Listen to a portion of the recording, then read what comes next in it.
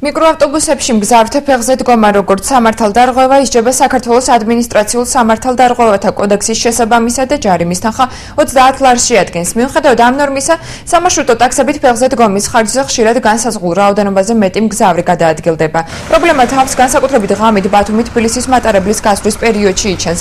მგზავრების სიმჭიდროვით გამოწვეულ დისკომფორტზე საუბრობენ და აცხადებენ, რომ პრობლემას მიკროავტობუსების მარშრუტებს შორის დიდი ინტერვალი ქმნის. მათი თქმით, მძღოლები საღამოს საათებში მუშაობას ერიდებიან. იგივე გარემოებაზე ამახვილებს ყურადღებას სატრანსპორტო საშუალების მძღოლიც. არის თუ არა არსებული პრობლემა ცნობილი მერიის შესაბამისი სამსახურისთვის და როგორ აპირებს მის მოგვარებას თვითმმართველობა, იხილეთ ჩვენს მთავარ გამოშვებაში.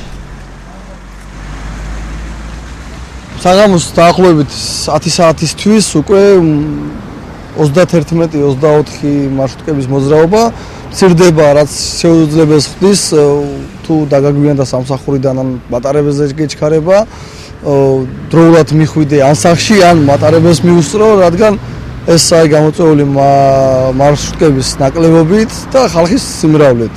ადიხარ მარშრუტკაში, სადაც ფიზიკურად ადგილი არ გიწევს, ან ჩანთაზე გიწევს დაშდომა, ან კიდე რავი, უხერხულ ფორმებს ღებულობ, რომ რამდენად ჩააღწევან მატარებლის ადგილში ან სახში მიაღწევ.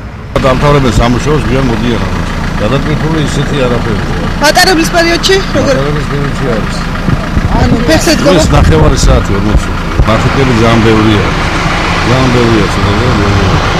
უბრალოდ მიდიხარ 1 საათს ხო გამოვაში ალბათ მიდროდი ხალხი ამ პერიოდში.